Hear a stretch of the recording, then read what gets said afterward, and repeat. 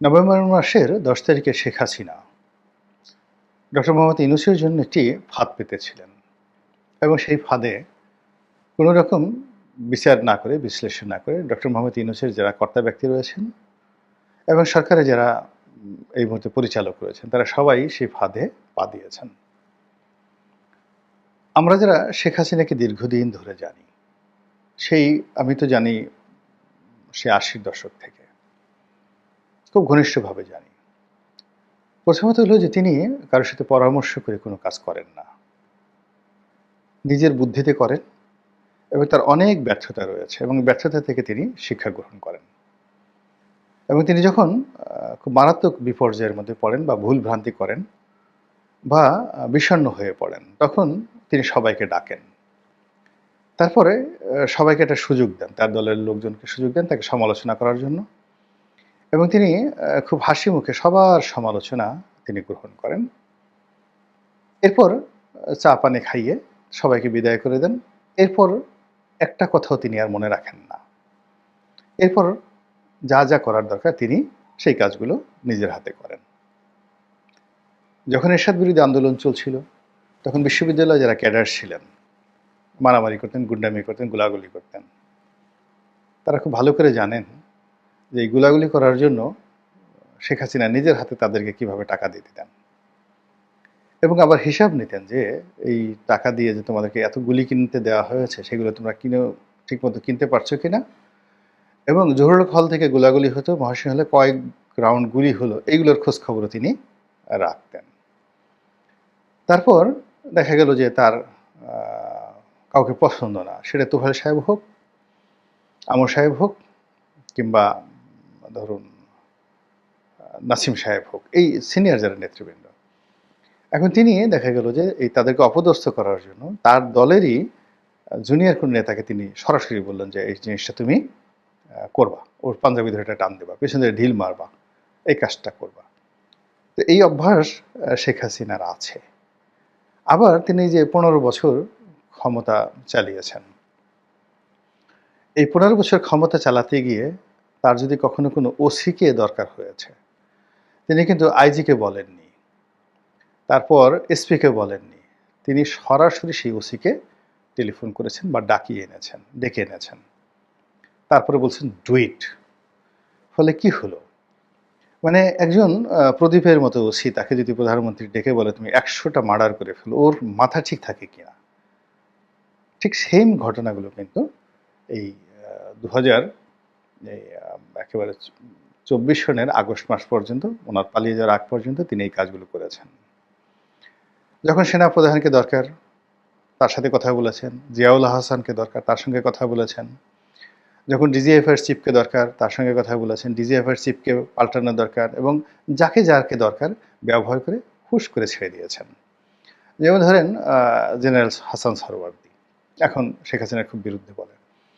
এখন হাসান সরওয়ার্দীকে যতদিন তার প্রয়োজন ছিল তিনি এমনভাবে ব্যবহার করেছেন, ওর যত রস আছে সব রস দুমড়ে মুচড়ে তিনি বের করে নিয়েছেন। Then get out. Mamun Khalid ডিজিএফআইয়ের চিফ ছিল, যতদিন দরকার ওনাকে ব্যবহার করে একেবারে শেষ করে লাস্টে এমন একটা জায়গাতে দিয়েছেন যেখানে বসে সারাদিন তার হাপ ইত্তেশ করা ছাড়া কোনো উপায় ছিল না। বসুন্ধরা মানে যে মালিক আহমেদ আকবর সুবহান, আমি যখন এমপি ছিলাম না ঠিক এমপি চলে যাওয়ার পরে, এটা সম্ভবত ২০১৬ সালের দিকে, তো বসুন্ধরার মালিকের যে প্রাসাদোপম বাড়ি, সেই বাড়ির উদ্বোধন হওয়ার সেই অনুষ্ঠানে উনি সিলেক্টিভ কিছু লোককে দাওয়াত করলেন। কেন জানি উনি আমাকেও দাওয়াত করলেন। আমি তখন বাংলাদেশ প্রতিদিনে লিখি এবং তখন তো আমি সংসদ সদস্য না, আমার কোনো ক্ষমতা নেই। আর বসুন্ধরা যে লেভেলে ব্যবসা বাণিজ্য করে বা যে লেভেলে তারা কানেকশন মেনটেন করে, সে বিএনপি আওয়ামী লীগ সব লেভেলই তারা হাইয়েস্ট লেভেলে কানেকশন মেনটেন করে। ফলে আমার মতো একজন লোককে উনি দাওয়াত করেছেন এবং তাও আমার স্ত্রী সহ। তো সেখানে কেবলই মাত্র আমার প্রতি ভালোবাসা বা শ্রদ্ধার কারণে সেই কাজটি করেছেন। ওনার সঙ্গে আমার কোনো লেনদেন, কথাবার্তা, ব্যবসা বাণিজ্য বা কোনো স্বার্থ সংশ্লিষ্ট বিষয় মানে তৈরি হওয়ার মতো অবস্থানে আমি নেই। তো যার জন্য জাস্ট আমি সেখানে গিয়েছি। তো গেলাম, যাওয়ার পরে নিজে দাওয়াত করলেন। তারপরে ওনার ছেলেরা ঠিক সেইভাবে একেবারে গেটের সামনে আহ্বান করলেন।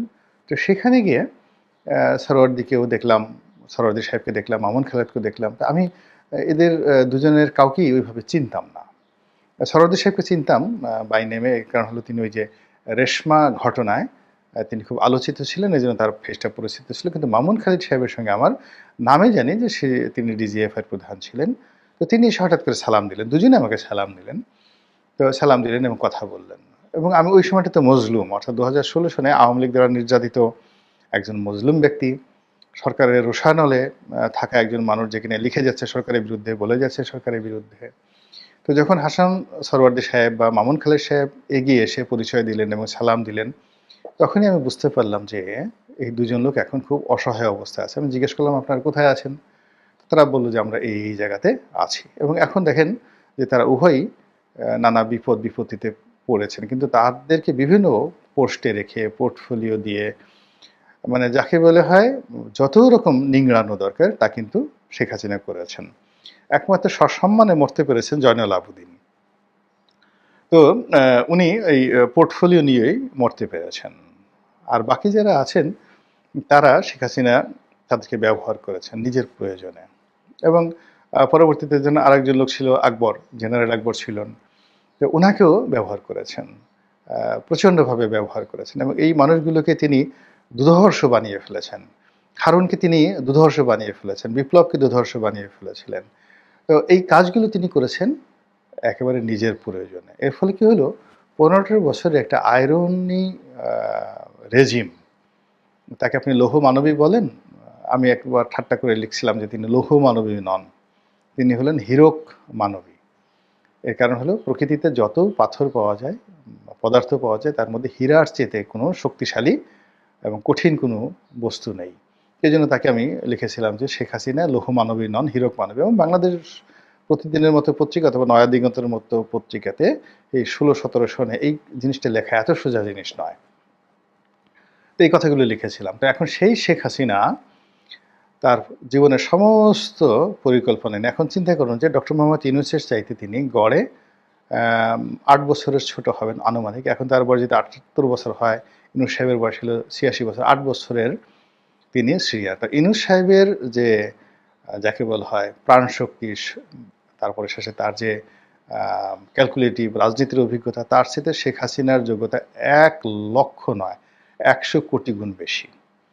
এবং ডক্টর মোহাম্মদ ইউনূসের যে শারীরিক অবস্থা, তার সাথে এই মানে যাকে বলে ডক্টর হাসিনা, ওনার তো ১৩৩টার উপরে ডক্টরেট ডিগ্রি আছে। ডক্টর মোহাম্মদ ইউনূসের যতগুলো ডিগ্রি আছে তার সাথে অনেক বেশি ডিগ্রি শেখ হাসিনার আছে। তো ডক্টর শেখ হাসিনা, তো তিনি যাকে বলা হয় তার যে শারীরিক অবস্থা, ফিজিক্যাল ফিটনেস, এটি ডক্টর মোহাম্মদ ইউনূসের সাথে ১০০ গুণ ভালো আছে। বয়সে তিনি ছোট, শরীর স্বাস্থ্য ভালো আছে। আর দুষ্ট বুদ্ধি, উনি এই দুষ্ট বুদ্ধিটা ১৯৮০ সন থেকে প্র্যাকটিস করতে করতে সেই বিশ্ববিদ্যালয়ে মোস্তফা মহসিন মন্টু সাহেবের রাজনীতি শেষ করে দিয়েছেন। ডক্টর কামাল হোসেন রাজনীতি শেষ করে দিয়েছেন, আব্দুর রাজ্জাকের রাজনীতি শেষ করে দিয়েছেন, তুফাইল আহমেদ সাহেবকে রীতিমতো যাকে বলা হয় কবুতর বানিয়ে খাঁচার মধ্যে আটকে রেখেছেন, আমির হোসেন আমুর মতো লোককে বস্তাবন্দি করে রেখেছেন, সাবির হোসেন চৌধুরীর মতো লোককে সারা জীবন ওই পিছনে ব্যাগটা নিয়েছেন। তারপরে ওবায়দুল কাদের থেকে শুরু করে অন্য সবাইকে জাস্ট কাউয়া কাদের বানিয়ে ছেড়েছেন তিনি সবাইকে। এবং এই যে লোকজন তাকে কাউয়া কাদের বলতো, শেখ হাসিনা এটা এনজয় করতেন, খুবই এনজয় করতেন। ওই যে আমি একবার একটা দৌড়ের গল্প বলেছিলাম যে সৈয়দ আবুল হোসেন দৌড়ে সে মানে মন্ত্রী হয়েছে। শেখ হাসিনা কি কাউকে এইভাবে যোগ্যতার কারণে মন্ত্রী বানান নাকি? তিনি দয়া করে মন্ত্রী বানান, তার যাকে ইচ্ছে তাকে মন্ত্রী বানান, যাকে ইচ্ছে তাকে ফেলে দেন। এই যে আমি এই কথাগুলো বলেছি, সবাই মনে করেছিলেন যে এই কথা হয়তো শেখ হাসিনা আমার প্রতি রাগ হবে। কিন্তু যখন দেখলাম যে ৩০০ সংসদ সদস্যের মধ্যে তিনি আমাকে বললেন যে রনি, তুমি এই গল্পটা বলছো, কাহিনীটা বলছো, তুমি আমার সাথে আলাপ করে বলবা না? হ্যাঁ, আমার সাথে আলাপ করে বলতা। তখন আপনি বোঝার চেষ্টা করুন যে এই যে আমি গল্প বলেছি, মানে তাকে বড় করেছি, অন্য সবাইকে ছোট করেছি, এতে তিনি খুশি হয়েছেন। তো তার সেই বুদ্ধি শুদ্ধি একটুও কমে নাই। এবং সেই বুদ্ধি নিয়ে তিনি একটি চাল দিয়েছেন ১০ তারিখে, এবং একটা ফাঁদ পেতেছিলেন ১০ তারিখে। এবং সেই ফাঁদে সরকারের লোকজন কিভাবে পড়েছে, এই আজকের দিনে বুঝতে পেরেছেন যে কিভাবে পড়েছে। যে পুরো ঘটনার ভিডিও ফুটেজ, অডিও ফুটেজ সারা দুনিয়ায় ছড়িয়ে গিয়েছে। এবং এরকম একটা ঘটনা ঘটবে এবং এরকম একটা রিপোর্ট তৈরি হবে, এই রিপোর্টটা আগেই তৈরি করা হয়েছে। এর কারণে ভারতের ১ নম্বর পত্রিকা, বাংলাদেশে যেমন বিচিত্রা ছিল একসময়, এভাবে পুরো ভারতবর্ষে ১ নম্বর পত্রিকা, সাপ্তাহিক পত্রিকা ইন্ডিয়া টুডে। তো সেই পত্রিকার একটা স্টোরি সঙ্গে সঙ্গে ছাপা হলো। মানে এটা তো সাপ্তাহিক পত্রিকা, মানে যেই সংখ্যায় যেই তারিখে এই পত্রিকায় প্রকাশিত হবে, যেদিন এই পত্রিকাটা সপ্তাহে প্রকাশিত হবে তার তার আগেই এই রিপোর্টটা যদি তাদের তৈরি করা না থাকতো, তো রাতারাতি এত রিপোর্ট তারা তৈরি করতো না। তাদের শুধুমাত্র একটা ঘটনা, কাহিনী আর একটা ছবি দরকার ছিল, আর বাকিটা তারা যেভাবে চেয়েছে সেইভাবে এখানে আমরা নাচানাচি করেছি। গেল ইন্ডিয়া। আবার ইন্ডিয়া টুডেতে যেভাবে পত্রিকায় তারা প্রতিবেদন প্রকাশ করেছে, একইভাবে এটা হোয়াইট হাউসে চলে গেছে, একইভাবে এটা পেন্টাগনে চলে গেছে, একইভাবে আমেরিকাতে চলে গেছে, এবং একইভাবে ট্রাম্পের যে অফিস, ডোনাল্ড ট্রাম্পের যে অফিস, সেখানে চলে গেছে, এবং সেখান থেকে স্বয়ং ট্রাম্প মনে হলো যে তিনি যে টুইট বার্তা করেছেন, এই টুইটটা শেখ হাসিনা নিজে লিখে দিয়েছেন অথবা সজীব ওয়াজেদ জয় নিজে লিখে দিয়েছেন। আপনি বুঝেন যে তিনি যে খেলাটা খেলেছেন, সেই খেলাটা অতীতের যে কোনো খেলার চাইতে পরিপক্ক।